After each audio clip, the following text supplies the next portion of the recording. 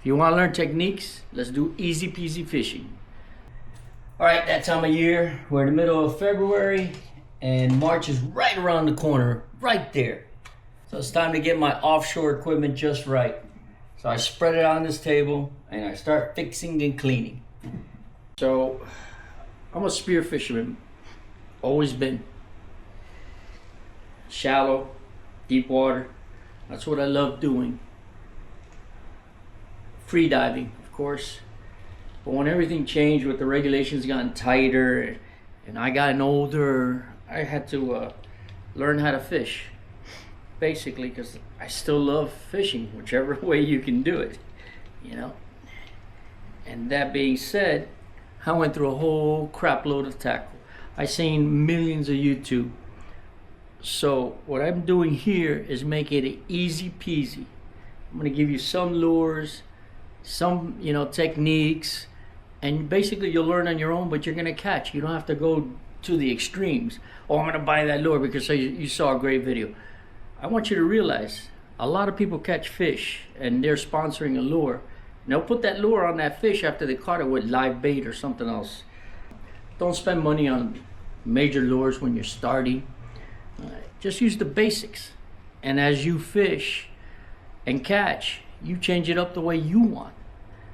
And that's what this is for. I want to teach you guys what somebody should have taught me when I began fishing with a pole. Because I used to think you just drop a line, put some bait on, and you catch fish. Oh my God, that's so far from the truth.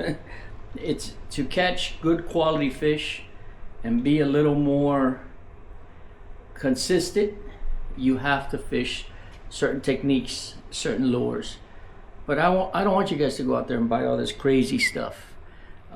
So all these videos I'm going to do, it's just basic stuff that you go out there, you enjoy yourself, and the true sport of fishing. I mean, yeah, maybe one day you don't catch.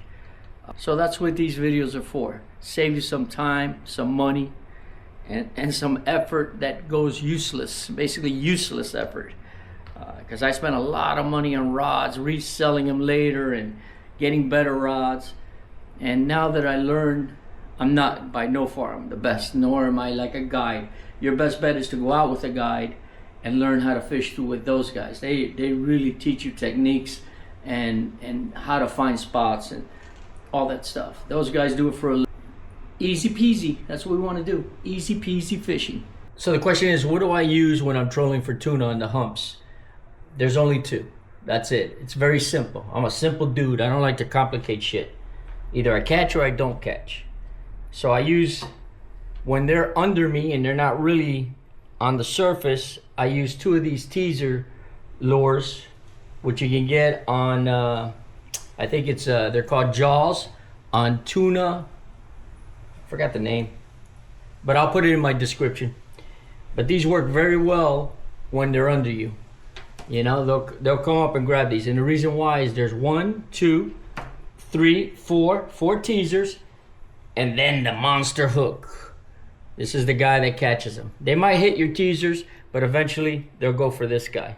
So that's one of them. And when they're on the surface, very simple. I throw two of these guys on each end. I don't put 4 rods. I don't have that big of a boat to put 4 rods out there, but this does it. I only need to catch 4 tuna. Good with that. So simple. These guys and those. I like to troll them about 8 to 10 knots, a little faster. I know everybody has their own way of doing things. This is the way I do it. You can do it any speed you want except 2 knots. Don't do 2 knots. You ain't gonna catch anything at 2 knots. But do whatever you feels right and try different speeds. I got a great tip for you guys. When you guys are out there hunting for dolphin and you come across the weed lines and everybody starts pitching the live bait and all that stuff, before I even throw a rod, I have a old backcountry rod that casting, I can go miles with that cast.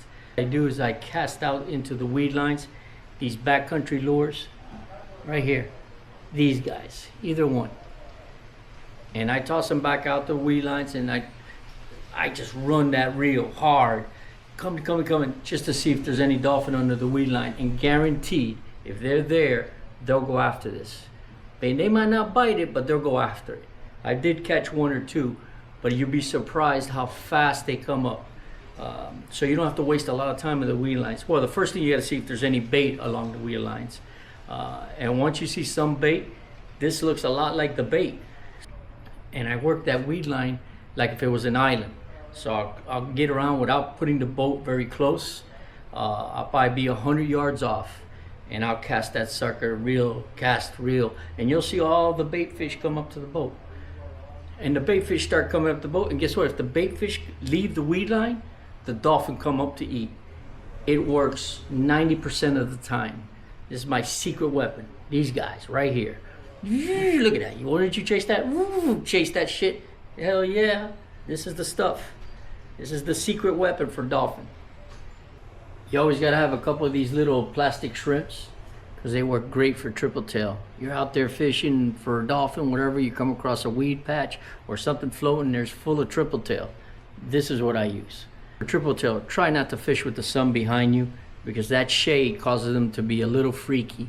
If you could fish downwind from them and no sun behind you, that's the trip.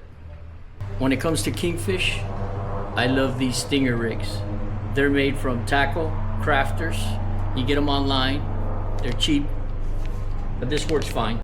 But let's put some fish in the boat, right? Start